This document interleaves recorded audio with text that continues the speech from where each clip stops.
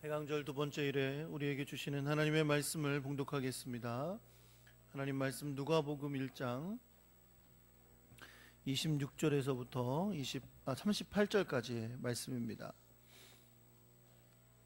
신약성경 누가복음 1장 26절에서부터 38절입니다. 제가 가지고 있는 성경은 신약성경 87페이지에 있습니다.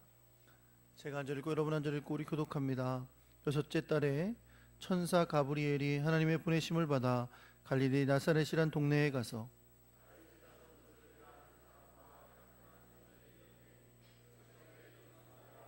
그에게 들어가 이르되 은혜를 받은 자여 평안할지어다 주께서 너와 함께 하시도다 하니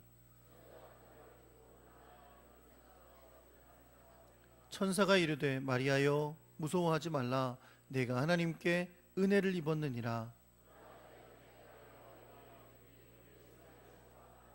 그가 큰 자가 되고 지극히 높으신 이의 아들이라 일컬어질 것이요 주 하나님께서 그 조상 다윗의 왕위를 그에게 주시리니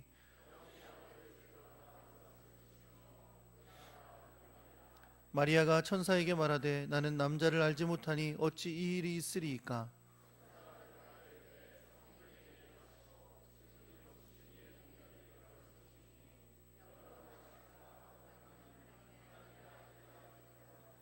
보라 내 친족 엘리사벳도 늙어서 아들을 배었느니라. 본래 임신하지 못한다고 알려진 이가 이미 6달이 되었나니.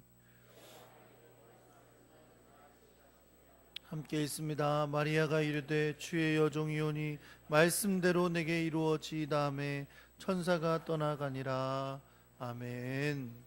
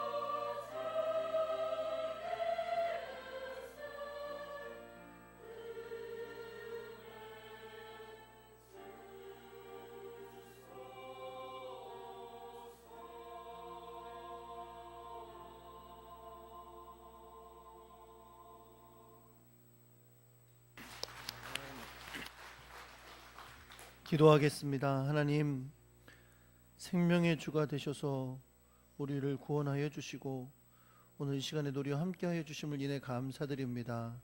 이 시간에 주의 말씀을 듣는 시간입니다. 하나님, 우리의 마음과 생각을 주께로 향하게 해주시고 또 순종하는 마음 주셔서 주의 말씀 깨달아 주의 영광을 위해 살아가는 저희들이 되도록 인도하여 주옵소서. 성령님이 역사하는 시간 되기를 간절히 소망합니다. 예수 그리스도의 이름으로 기도합니다. 아멘. 할렐루야. 옆에 계신 분들, 뒤에 계신 분들하고 인사하겠습니다. 잘 오셨습니다. 사랑합니다.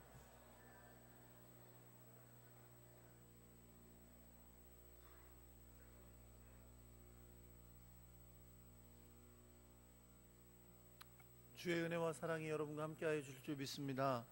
한번 따라해 보겠습니다. 하나님의 은혜를 입은 자. 여러분이 하나님의 은혜를 입은 자인 걸 믿으십니까?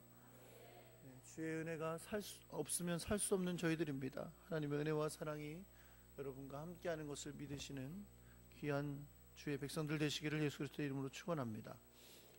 저만 이 마이크 소리가 작습니까? 여러분 보기엔 잘 들리세요? 그럼 모니터를 좀 키워주세요.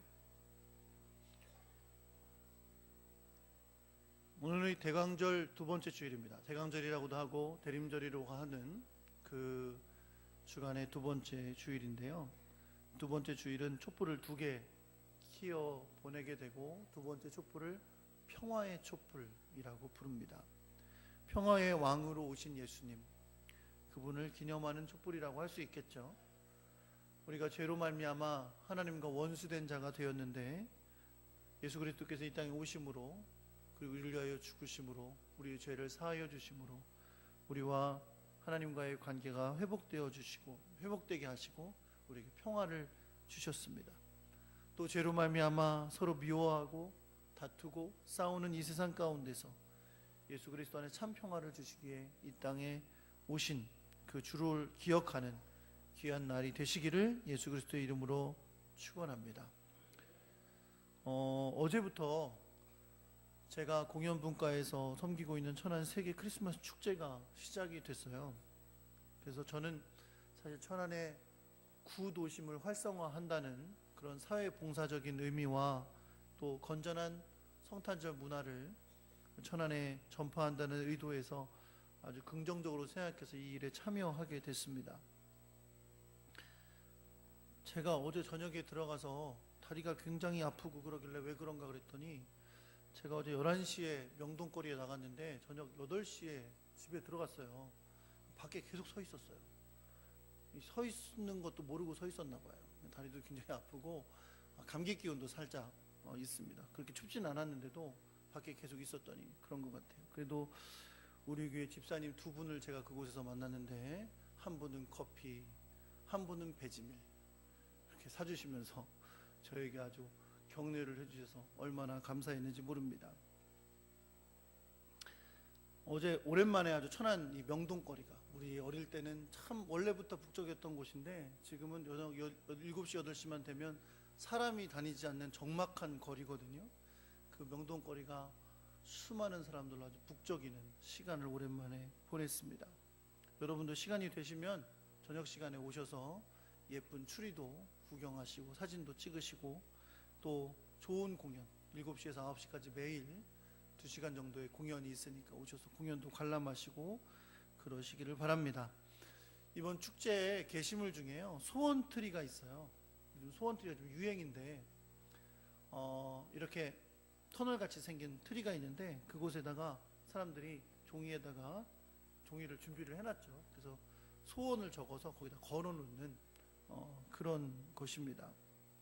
예수 안 믿는 사람들이 굉장히 많이 오기 때문에 거기다 이제 소원을 적어 놓는 걸 보면 이제 뭐 자기가 바라는 거, 그냥 소원하는 거 그런 거 적어 놓고 하더라고요. 제가 어제 하도 재밌어서 몇 가지를 이렇게 좀 읽어봤어요.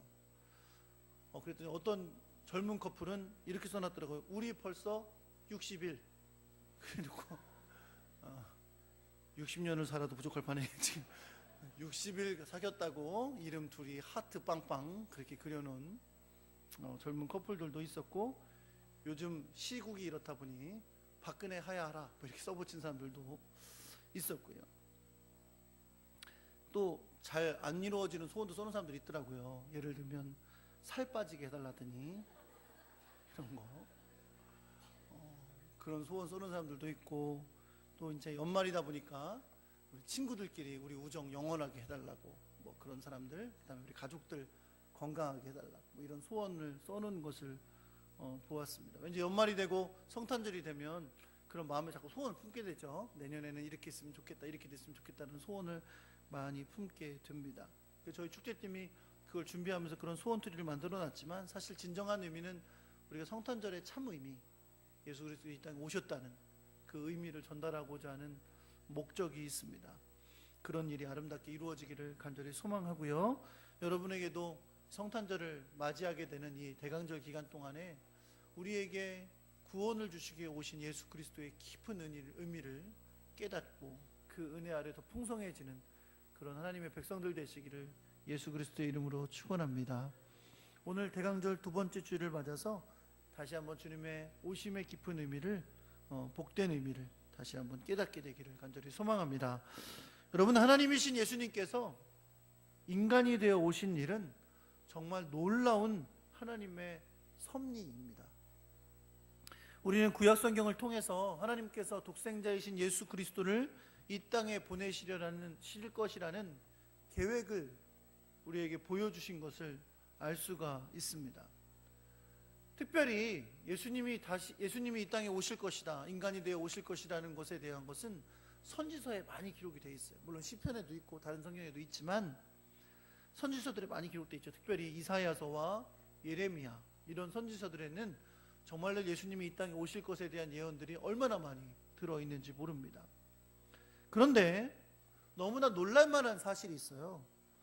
아주 놀랄만한 사실 한 가지는 예수 그리스도가 이 땅에 오셔서 구원의 일을 행하실 거라는 이 복음의 예언이 인간이 최초로 죄를 지어서 타락하게 된 바로 그 직후에 성경 말씀에 예언이 되어 있다는 겁니다. 그게 창세기 3장 15절의 말씀인데요.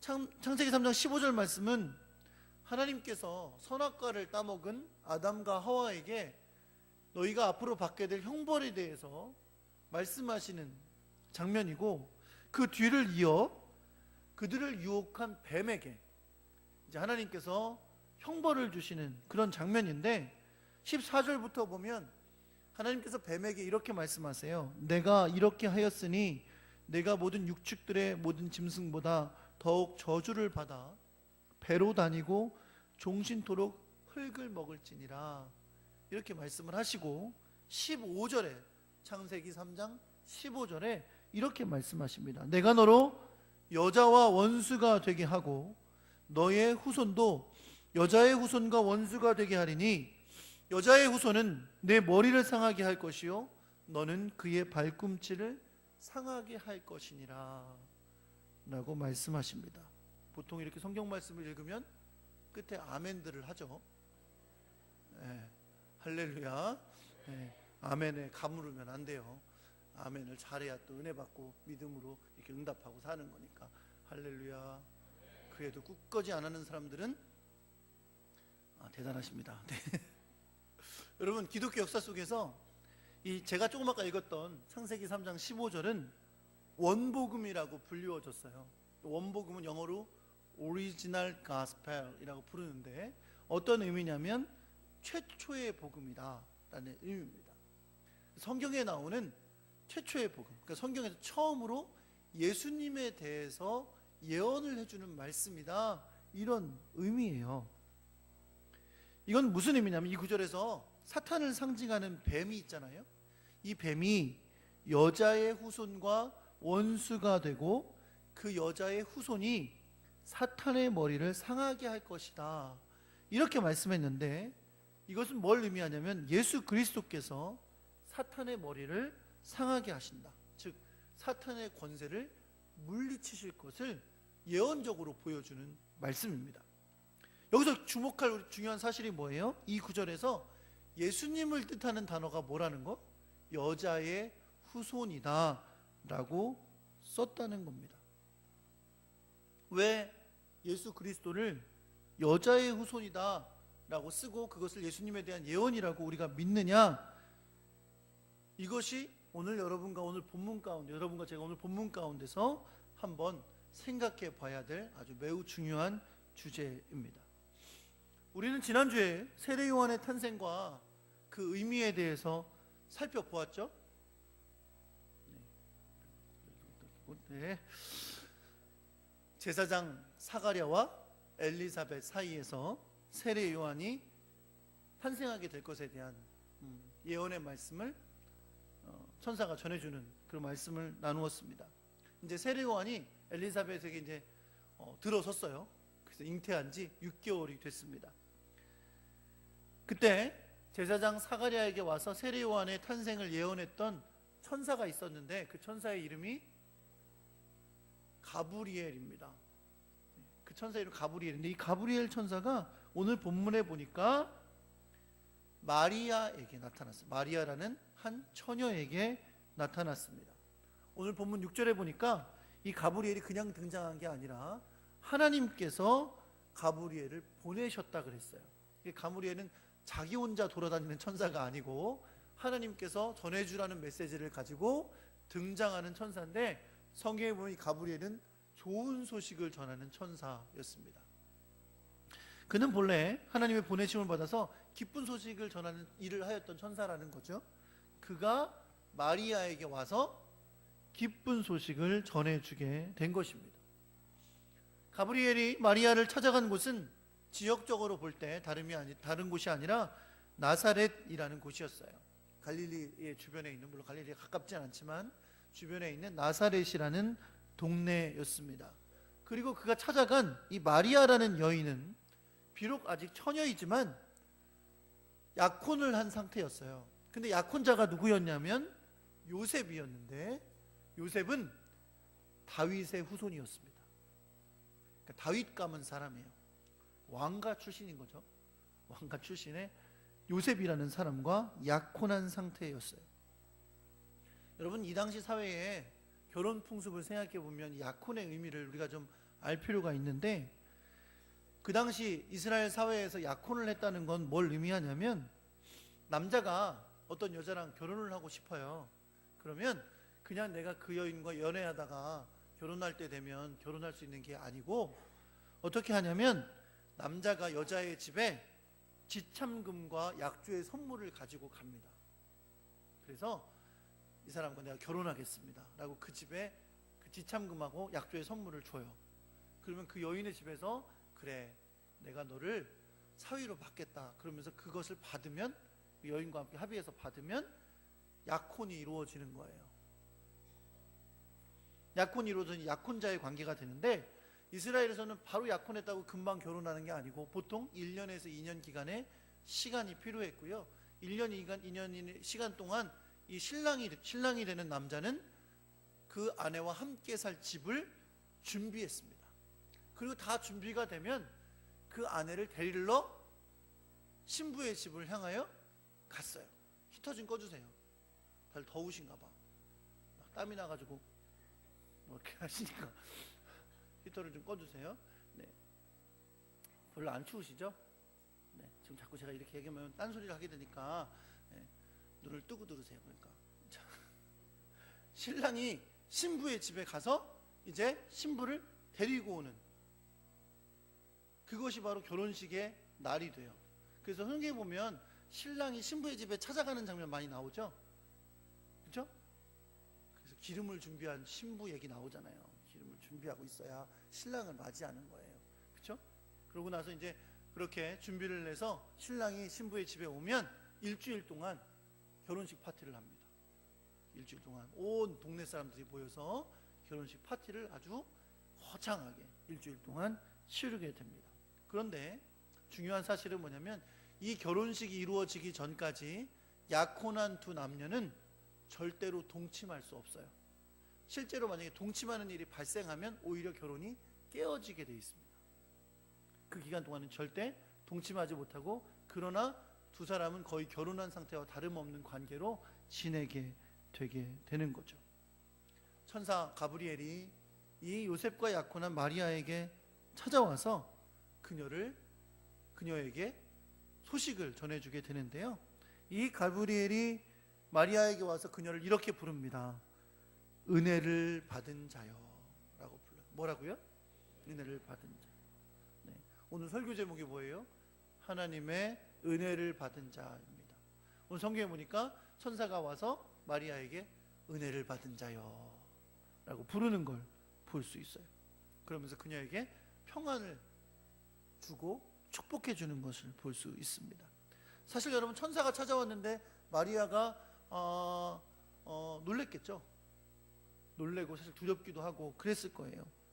근데 더더군다나 천사가 와서 자기한테 말하기를 너는 하나님의 은혜를 받은 자다, 이렇게 말하는 걸 듣게 된 거죠.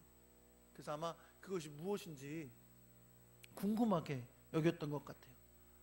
두려워하는 마리아에게 가브리엘이 다시 평안의 말을 합니다. 무서워하지 말라라고 위로하면서 다시 반복해서 그녀에게 이렇게 말해요. 너는 하나님의 은혜를 받았느니라. 하나님의 은혜를 받았다, 이렇게 선포를 해주고 있습니다.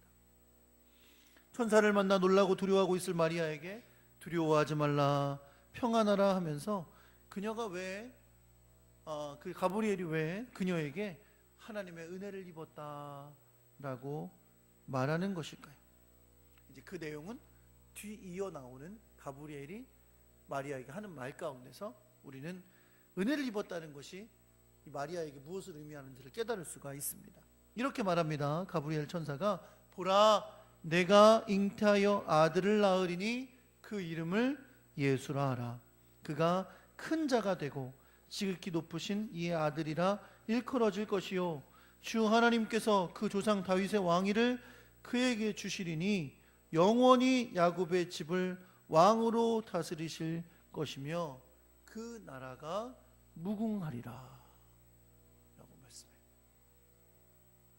물론 여러분, 마리아가 자기가 낳을 아들이 예수라는 이름을 갖게 될 거고, 그 예수라는 이름, 예수는 이름이 무슨 뜻이에요? 하나님이 구원하신다, 그런 뜻인데, 그 구원하신다 이름을 가진 그 아들이 나중에 어떻게 된다고요? 큰 자가 되고 지극히 높으신 이의 아들이라고 일컬어질 거고, 또 조상 다윗의 왕위를 그가 낳을 아들에게 주어서 영원히 야곱의 집을 왕으로 다스리게 할 거고, 또 그 나라는 또 무궁할 것이다, 이렇게 말씀했어요. 괜찮죠? 아니, 너무 좋잖아요. 이게 내가 아들 낳을 건데 아들이 큰 자라 그런 받을 거고, 막 왕이 돼가지고 막 계속 왕위를 이어받을 건데 그 나라는 또 무궁할 거래요. 이 축복의 말씀이 막 쏟아진 거죠. 우리가 좀 받았으면 좋겠는 그런 축복의 말씀인데, 그 축복의 말씀을 쏟아지게 받았는데, 이 말을 가만히 뒤에만 좋아할 게 아닌 게, 마리아가 가만히 들어보니까 첫 번째 말이 걸려요. 뭐라고 하는 말이요? 내가 잉태하여 아들을 낳으리니 라는 말이 걸립니다. 어이가 없는 말인 거죠. 왜요? 이 여인은 아직 남자를 알지 못하는 처녀였기 때문에 그렇습니다. 물론 그녀가 약혼을 했지만, 아까도 얘기했지만 동침할 수 없었다 그랬잖아요. 남자를 알지 못한다니까 누가 아는 남자가 없다는 뜻이 아니고, 남자를 경험하지 않은 육체적으로 깨끗한 처녀였기 때문에 잉태하여 아들을 낳는다, 이런 말이 가슴속에 덜컹 내려앉을 수밖에 없는 일이었던 거죠. 그래서 그녀가 천사에게 다짜고짜 물었던 것 같아요. 뭐라고요? 나는 남자를 알지 못하는데 어떻게 이런 일이 일어납니까? 뒤에 우리 아들이 왕이 되고 부궁하고 잘 되고 큰 자라고 이런 말 다 좋은데, 내가 남자를 알지도 못하는데 어떻게 잉태를 하냔 말입니다. 이렇게 묻는 거죠. 이 질문에 답하는 가브리엘 천사의 대답은 왜 그녀가 은혜를 받은 자인지를 우리에게 알게 해줍니다. 그녀가 잉태하여 아들을 낳게 되는 것은 성령이 그녀에게 임하시고 지극히 높으신 이의 능력이 그녀를 덮으심으로 말미암을 것이다 라고 말씀하고 있기 때문이에요. 다시 말하면 그녀가 하나님의 은혜를 입은 것은 성령이 그녀를 덮으셔서 그녀가 잉태하게 되고 아들을 낳게 될 것이라는 것을 의미하는 거예요. 그런데 그냥 단지 성령으로 말미암아 그녀가 잉태하게 될 것이다, 그것이 하나님의 은혜를 입은 거다 라는 단순한 의미가 아니고, 그녀가 성령으로 잉태할 것이고 아들을 낳을 건데 그 아들이 하나님의 아들이라고 일컬어질 거라는 거예요. 그녀가 낳게 될 아이는 바로 온 세상을 구원할 구주가 될 것이라는 거죠. 마리아는 이 귀한 일의 통로가 되었기 때문에 천사는 그를 부르기를 뭐라고 불렀어요? 하나님의 은혜를 입은 자다라고 불렀던 겁니다. 사랑하는 성도 여러분, 기독교인들이 믿는 신앙의 고백은 하나님께서 우리를 어떻게 구원하시는지, 어떻게 우리를 향한 하나님의 일을 행하셨는지를 믿는 믿음인 줄 믿습니다. 그것을 우리가 요약적으로 고백하고 있는 것이 여러 가지가 있어요. 근데 그 중에 대표적인 것이 우리가 예배 때마다 고백하는 사도신경입니다. 이 고백 가운데 우리가 오늘도 함께 나누었던 그것이 있어요. 그게 뭐냐면 마리아가 예수 그리스도를 성령으로 잉태했다는 거예요. 여러분 그렇게 믿으십니까? 네. 여러분 사도신경은 굉장히 중요한 우리의 신앙의 고백이에요. 이단들은 사도신경 안 한다고 하잖아요. 그렇죠? 그래서 옆에 예배 드리는데 옆에서 사도신경 할 때 가만히 있으면 좀 의심해 봐야 돼요. 자는 거 아니면 못 외운 거 아니면 이단일 수도 있고, 그래요. 그런데 여러분 왜 그 중요한 신앙 고백 가운데 마리아가 성령으로 잉태되었다는 사실이 그렇게 중요하게 기록되어 있냐는 거죠. 이것이 여러분 우리의 신앙에서 매우 중요하기 때문인 것을 여러분 믿으시기 바랍니다. 여러분 우리 모두가 믿음으로 사도신경을 신앙 고백하는데 그렇기 때문에 여러분이 잘 알고 계시리라고 믿습니다. 오늘 대강절 두 번째 주일을 맞아서 이걸 정리하며 오늘의 설교를 마치려고 합니다. 저는 이것을 작정과 약속과 섭리라는 제목으로 정리해 보려고 해요. 첫째, 마리아가 성령으로 예수 그리스도를 잉태한 것은 하나님의 놀라운 작정을 이루시기 위한 필수적인 일이었음을 여러분 믿으시기 바랍니다.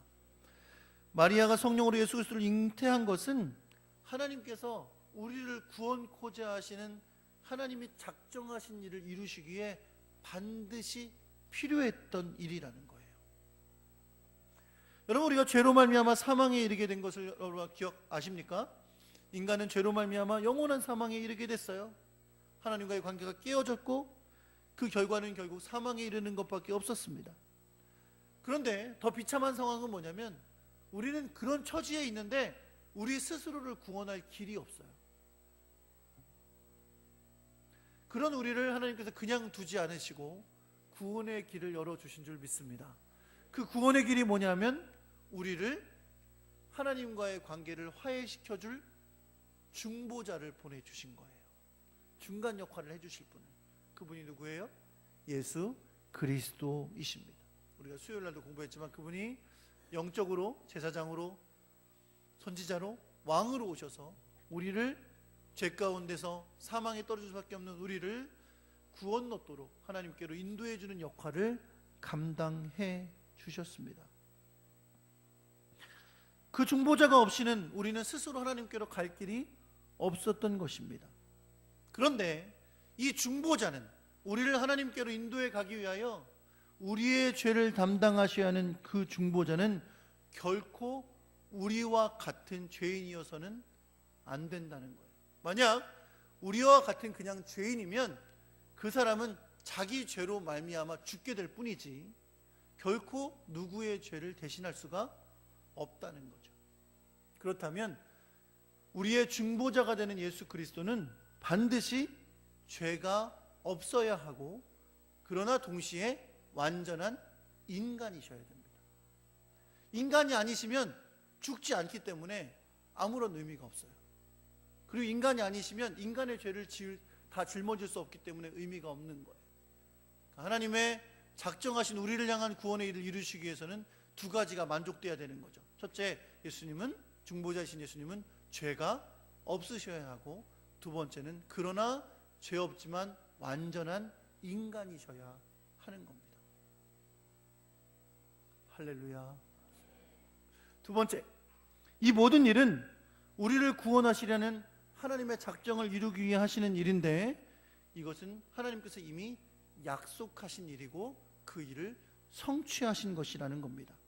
이미 하나님께서 우연히 행하신 일이 아니라 작정하신 것을 성취하시기 위한 섭리의 역사 속에서 일어난 일이라는 거죠. 그래서 오늘 성경에 보니까 마리아를 우리가 지금 살펴보고 있는데, 마리아가 약혼한 남자가 요셉이고, 요셉이 다윗의 후손이라 그랬어요. 구약 성경에 보면 이 모든 메시아의 예언이 다윗의 자손, 다윗의 후손으로 날 것임을 말씀하고 있었거든요. 그래서 많은 여인이 있지만 그 중에 마리아라는 여인이 다윗의 후손인 요셉과 약혼에 있었던 것도 결코 우연이 아니라는 것입니다. 그리고 구약 성경에 보면 예수님의 탄생에 대해서 예언하면서 베들레헴에서 태어날 걸 예언하셨거든요. 근데 사실 오늘 우리가 살펴본 것처럼 마리아가 천사를 만난 곳은 나사렛이에요. 나중에 예수님이 자라시게 될 동네입니다. 그런데 어떻게 돼요? 절기를 지키려고 요셉과 마리아가 예루살렘에 갔다가 아기를 어디서 낳게 돼요? 아니, 베들레헴의 마구간이 아니고 베들레헴의 마구간에서 낳게 되는 거죠. 그러니까 하나님께서 계획하시고 작정하신 일을 섭리하셔서 구약에 예언된 대로 정확하게 그 일을 이루어 가신 것을 우리는 성경을 통해 보게 된다는 거죠. 그러니까 오늘 우리가 성경에서 보는 마리아가 성령으로 잉태돼서 예수님을 낳게 되는데, 그 마리아가 우연한 인물이 아니라는 거예요. 하나님께서 예언하시고 작정하셔서 섭리하신 인물임을 말씀하고 있는 겁니다. 세 번째, 첫 번째, 두 번째, 세 번째 중에 몇 번째가 제일 중요해요? 하도 저한테 속으시니까 좀 대답을 안 하려고 그러시네. 몇 번째가 제일 중요해요? 다 중요해요. 여러분, 결국 하나님의 섭리는 비록 약혼은 했지만 아직 남자를 알지 못하던 마리아에게서 예수님이 잉태되어 나게 되는 일로 나타나게 되는 줄 믿으시기 바랍니다. 오로지 성령으로 말미암아 잉태됨으로 모든 아담의 후손들은 죄를 가지고 태어나요. 남자의 씨로 나는 남자들은 모두 다, 아이들은 다 죄를 가지고 태어나지만 우리의 죄를 사하시기 위해 이 땅에 인간으로 오신 예수님은 성령으로 잉태되어 오시기 때문에 성경에서 여자의 후손이라고 말씀하고 있는 것이고, 죄를 알지도 못하시는 분으로 이 땅에 사시다가 우리의 모든 죄를 대신 지시고 죽으심으로 우리의 죄를 담당하신 것을 여러분 믿으시기 바랍니다. 죄를 알지도 못하시는 그분께서 오셔서 우리의 죄를 짊어지시고 십자가에서 죽으심으로 우리의 죄를 사하여 주셨을 뿐 아니라, 죄를 알지도 못하신 그 의로우신 주님의 의는 우리에게 덮어져서 우리가 여전히 죄 가운데 살아가고 있을지라도 우리가 하나님 앞에 섰을 때에, 우리를 보실 때에 내가 의롭다 함 받도록 우리에게 은혜를 베풀어 주신 줄 여러분 믿으시기 바랍니다. 예수님이 우리를 위해 죽어주셨으니까 내가 죄인인데도 천국에 들어갈 수 있구나, 이렇게 생각하시면 안 돼요. 천국은 죄인은 들어갈 수가 없습니다. 하나님 나라는 죄인이 들어가는 나라가 아니에요. 다 검사를 할 거란 말이에요. 죄가 있는지 없는지. 죄가 없는 사람만 들어가는 거예요. 자, 들어가실 수 있으신 분 손 들어보세요. 못 들어가네 다? 들어갈 수 있습니다. 할렐루야. 왜요? 우리는 여전히 죄인이지만 예수 그리스도의 의가 우리를 덮으셔서 하나님 우리를 보실 때에 우리의 죄를 보지 않으시고 예수 그리스도의 의를 보시는 줄 믿으시기 바랍니다. 그러니까 이제부터 열심히 죄를 짓고 살자고요. 상관없으니까. 아니에요. 오히려 우리가 예수 그리스도의 의를 힘입었기 때문에 우리는 의를 바라보고 사는 사람이 된 줄 믿으시기 바랍니다. 결코 우리의 죄가 우리를 지배하는 사람이 아니라 성령으로 말미암아 죄악을 승리하고 의로운 하나님의 백성으로 살게 되는 것인 줄 여러분 믿으시기 바랍니다. 마리아는 이 놀라운 일에 사용되어진 은혜를 입은 자였습니다. 천주교에서는 좀 과도하게 이 마리아를 숭배해요. 그래서 그게 문제이긴 하지만 분명 수많은 여인들 중에 하나님께서 마리아를 택하셔서 이 놀라운 구원의 섭리에 사용하신 것, 그것은 정말 이 여인이 은혜 받은 여인임을, 은혜를 입은 여인임이 분명해지는 것인 줄 믿습니다. 사랑하는 성도 여러분, 여러분과 저도 이 놀라운 하나님의 은혜를 입은 자인 것을 여러분 믿으십니까? 하나님께서 행하신 그 놀라운 일, 구약에서 예언하시고 우리를 구원하려고 작정하시고 그 일을 위하여 섭리하셔서 예수 그리스도를 이 땅에 보내주시고 죽기까지 복종케 하시고 십자가의 보혈을 통하여 이 행하신 이 모든 일이 여러분과 저를 위한 일이었어요.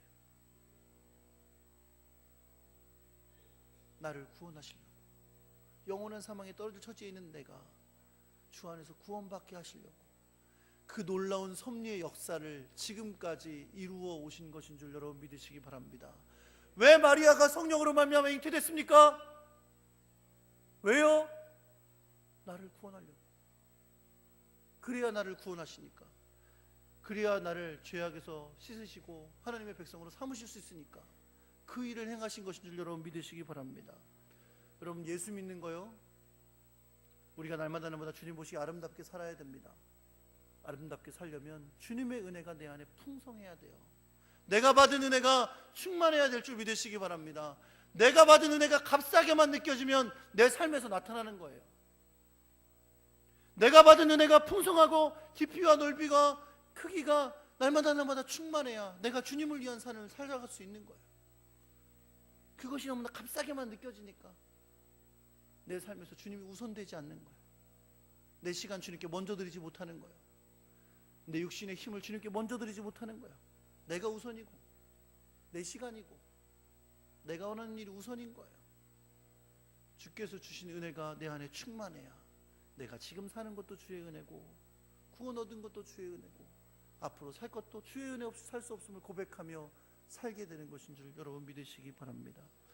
주의 은혜가 충만한 여러분과 제가 되기를 소망합니다. 그것이 우리에게 주신 놀라운 복임을 고백하며 날마다 그 은혜 아래 승리하는 하나님의 백성 되기를 우리 주 예수 그리스도의 이름으로 축원합니다.